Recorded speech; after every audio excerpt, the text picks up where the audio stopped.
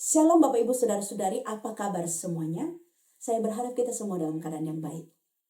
Mari kita mendengarkan firman Tuhan hari ini. Kita berdoa terlebih dahulu. Bapa di dalam surga, terima kasih Tuhan untuk waktu yang Engkau berikan bagi kami. Siap mendengarkan firman Tuhan dalam nama Yesus. Amin. Tema kita pada hari ini, penyembahan para Majus. Injil Matius 2 ayat 11, demikian firman Tuhan. Maka masuklah mereka ke dalam rumah itu dan melihat anak itu bersama Maria, ibunya, lalu sujud menyembah dia. Mereka pun membuka tempat harta bendanya dan mempersembahkan persembahan kepadanya, yaitu emas, kemenyan, dan mur. Apa yang Bapak Ibu Saudara lakukan ketika akhirnya menemukan sesuatu yang selama ini dicari, bahkan rela menempuh jarak yang sangat jauh, menghadapi bahaya dan mengorbankan banyak hal? Bayangkan, para Majus ini bukan orang Yahudi. Mereka datang dari negeri asing dengan keyakinan yang berbeda, tapi rela menempuh perjalanan berbulan-bulan hanya untuk bertemu seorang bayi. Dan begitu melihatnya, mereka langsung sujud menyembah. Bukan sekedar hormat, bukan sekedar kagum, tetapi penyembahan karena mereka tahu inilah raja yang sejati. Ketika para Majus tiba di Yerusalem, situasinya tegang. Raja Herodes, penguasa ketika itu yang sangat kejam, sedang berkuasa. Ia gemetar mendengar kabar raja orang Yahudi telah lahir. Bapak Ibu bisa kita lihat di Matius 2 ayat 3. Sementara itu para pemimpin agama di Yerusalem tahu nubuat tentang Mesias. Mereka bahkan mengutip di dalam Mikha 5 ayat 2. Tapi mereka tidak pergi mencarinya.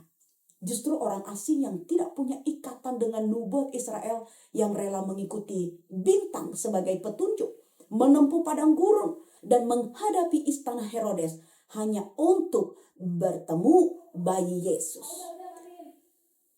Dan ketika mereka menemukannya di rumah sederhana, bukan istana, mereka tidak kecewa. Mereka sujud menyembah dan memberikan yang terbaik. Emas, kemenyan, dan mur. Penyembahan para Majus adalah gambaran awal bahwa Yesus datang bukan hanya untuk bangsa Israel, tetapi untuk seluruh dunia. Mereka datang dari bangsa lain. Ini menunjukkan bahwa kasih karunia Allah melampaui batas agama, suku, dan latar belakang. Yesuslah pusat penyembahan sejati, amin. Bukan karena kemegahannya saat itu, tapi karena siapa dia sesungguhnya. Sang Firman yang menjadi manusia, yang rela lahir dalam kehinaan agar kita layak berdiri di hadirat Allah. Bapak, Ibu, dan Saudara, mari kita renungkan di momen Natal tahun ini. Penyembahan apa yang sudah kita berikan kepada Tuhan?